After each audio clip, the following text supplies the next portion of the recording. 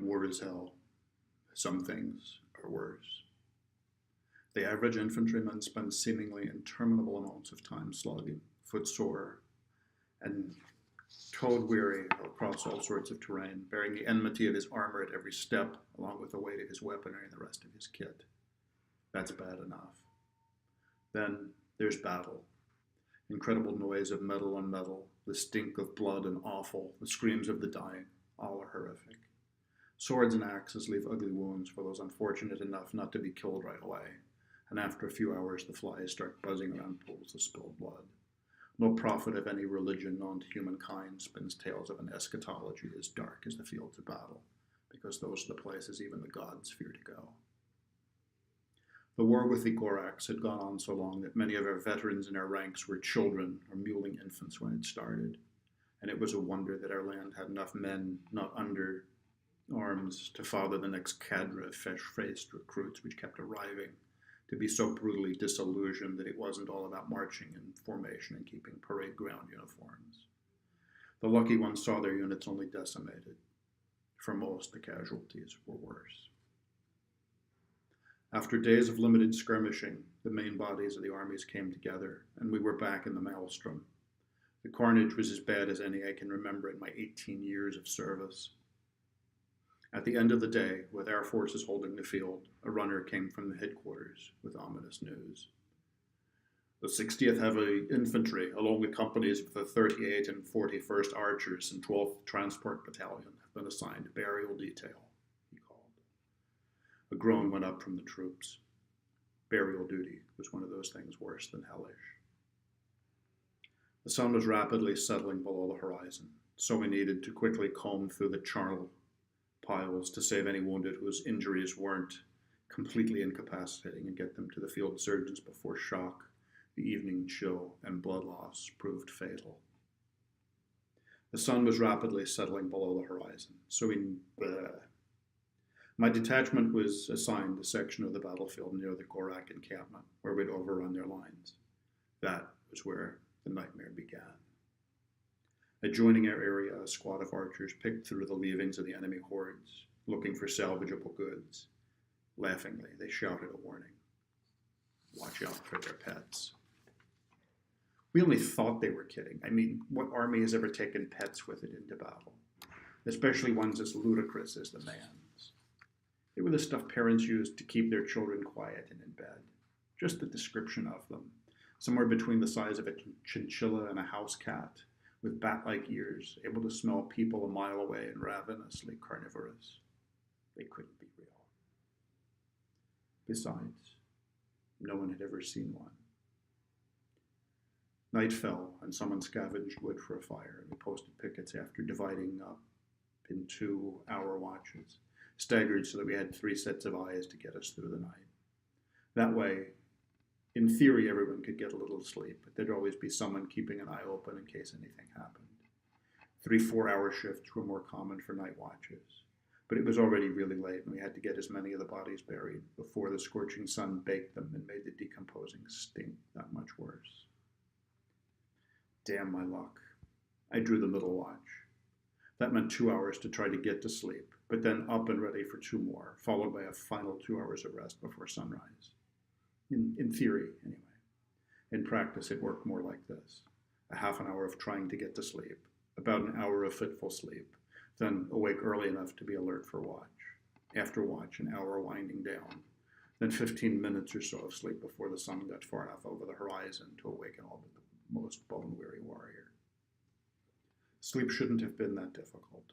After all, the day had started something like 18 hours ago, and we fit in a solid 8 or 9 hours of bitter hand-to-hand combat. 18 hours, most of it filled with the most wearing exertion known to mankind.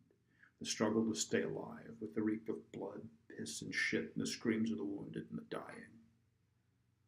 Still, when a man gets to a certain age, it gets hard to sleep when there's just a blanket between him and the ground. Stones somehow manage to get right in those pressure spots when you're just uncomfortable enough not to be able to let go. It just about drifted off when the screams started. Holy shit, came a panicked shout from the east. What the fuck was that? The only answers were chilling screams, much closer than the field hospitals. Then came more more distant screams. Had it, whatever it was, gotten wounded? No one seemed to have an answer. Suddenly, though, the still of the night was punctuated by the sounds of nature. They'd probably been there all along, but we'd never noticed. The captain called the pickets back in. We needed to know that everyone was still with us, and if not, we needed to know how many we'd lost. The count came back 3 less than half the number which had gone out. Want to cause widespread panic in the ranks of hardened military men? Setting out 60 men to keep watch and returning 27 an hour later after screams that would nearly have woken the dead will decidedly do so. Suddenly torches were being lit and passed around, and men were heading out in groups of 3, bristling with armament. Half were sent to hospital to check on the men there. The rest scouted the perimeter. It didn't take long to find the bodies. Shadows from torchlight probably didn't make things any better, but it was pretty clear that the dead men's faces were contorted in a rictus of sheer terror. All showed extensive signs of having been savaged by animals.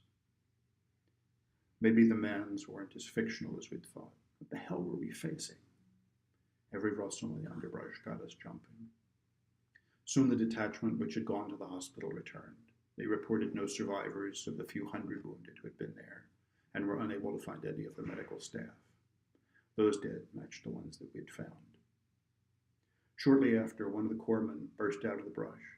He was damn lucky not to have become an archer's pincushion, but managed to identify himself before anyone could see clearly enough to draw a bead on him. Funny that standing around a bunch of flaming torches might have an effect to the negative on night vision, but it saved that poor bastard. He was shaking so hard that he was completely incoherent. One of our company produced a flask of medicinal brandy from somewhere, and enough got poured into the corpsman to make him calm down enough that we could try getting information from him.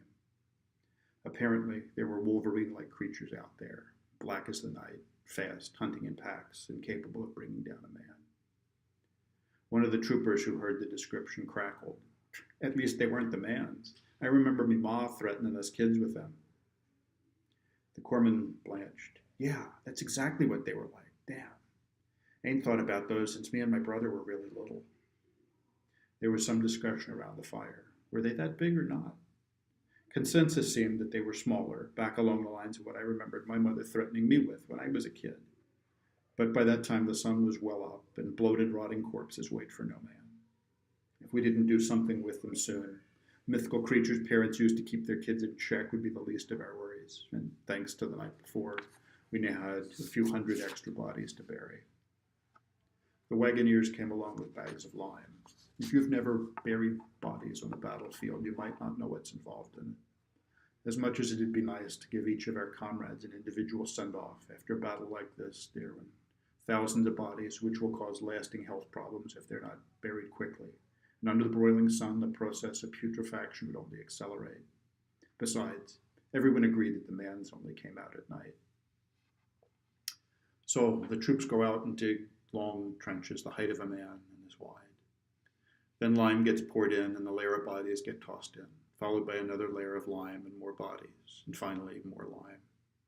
It's dangerous to go more than 2 layers deep, so each mass grave can only accommodate 50 to 100 men at most. There were a number of details set out to do this. One group gathered bodies together, another stripped off salvageable equipment, a third dug the trenches. When enough of the dearly departed had been gathered to fill a mass grave, they were tossed in and limed by all hands. By noon, it was apparent that the job was going to take more than one day. There were just so many dead, and not just ours. The other side was just as deadly while rotting on the field as anyone else, although we took less care in sending them off with any sort of dignity. Sundown came, finding us past exhaustion, stinking of death, and with no real way of cleaning ourselves off. No one had much of an appetite. Morale was abysmal all around. Sitting pickets returned to the more typical 4-hour watches, now that the enemy was over a day's retreat away. This time, I drew the last watch. Finally, a little sleep.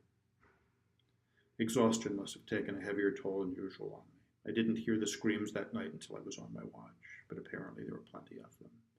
Mid-watch had reported that there had been over 100 casualties reported through the first half of the night, and we certainly heard our share. Reputedly, there were even a few sightings. The creatures were black and densely furred. They traveled silently and in packs, and a small handful of them were sufficient to kill a man. By morning, the death toll reached 374, reducing our overall numbers to just under 1,500. Predictably, our nocturnal stalkers were the topic of conversation for much of the next day. Consensus was that we were being hunted by the Manz, although most of them still thought they were the creation of our parents. There was yet another diversity of opinion. The tales of the previous generation seemed to diverge upon a few details. Some seemed to think that the creatures hunted strictly at night. Most were of the opinion that they were most prevalent then, but because their coloring made them more vulnerable during daylight hours. It also seemed there was a growing consensus that they were able to smell the very blood in their veins, and this drove them to hunt. The downside to this was once a pack of them had someone's scent, that individual was as good as dead. During the day, digging and burying continued. More and more we saw little black creatures scurrying around, mostly in ones and twos. It's almost as if they were scouting us to determine what our weaknesses were. Fortunately, though, we hadn't suffered any more losses, at least by midday. The damn things were getting bolder, though. They were everywhere. By late afternoon, the field was cleared of battlefield dead, and most of the subsequent losses had been interred as well. We were down to the last trench and had just a few who had been unfortunate enough to have been killed last night remaining. As we shoveled the dirt over their bodies, we noticed the Manz. Some were even being scooped up on the spades and tossed in the pit. The sun was sinking toward the horizon, but there would still be an hour or two before twilight. It was clear amongst us all that we wanted to finish and use as much time as possible to distance ourselves from the field and from them. Forced marches usually bring out grousing and complaining from hardened troops, but not so this time. We were damn glad to put the last 3 days behind us and as content to let the horrors remain interred on that field. We marched on into the night, having sent the messenger back to the main body of our forces, who were now the better part of 2 days ahead of us. Fortunately, as a small force, it was less of a challenge for us to keep ranks closed, which made progressing a little faster. Additionally, we didn't need to scout ahead of ourselves too much to make sure that we didn't stumble into the Gorax. By the end of the day tomorrow, we should be close to the rear guard of our own army. As it grew darker, the scuttling of the little furry monsters grew louder. Just what we needed. Another night of wondering if it awakened the little sharp teeth gnashing over our throats. More than ever, it kept men from straggling. Anyone who fell out and lost contact with the rest of us was basically dead, and close comrade or not, no one was going to risk his own life. Exhaustion started taking its toll, though, and those few amongst the officers and section leaders reached something of a consensus. We'd just skirted a wood, and there were plenty of fallen branches. By torchlight, we dug a quick trench, mostly encircling our position, and filled it with brush, which we then set ablaze.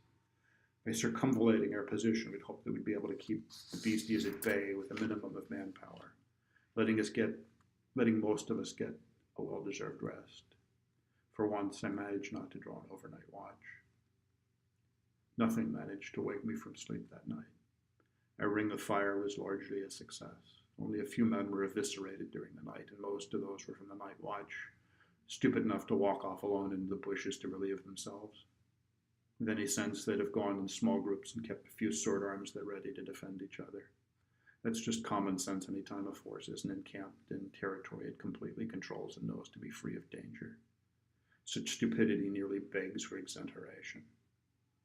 As the morning came, we fell into ranks and started marching again with our furry accompaniment. I'm no longer a young man, and 18 years of little wounds and nagging injuries take their toll on the body. Youth and speed are both good things, but neither can equal experience or wisdom.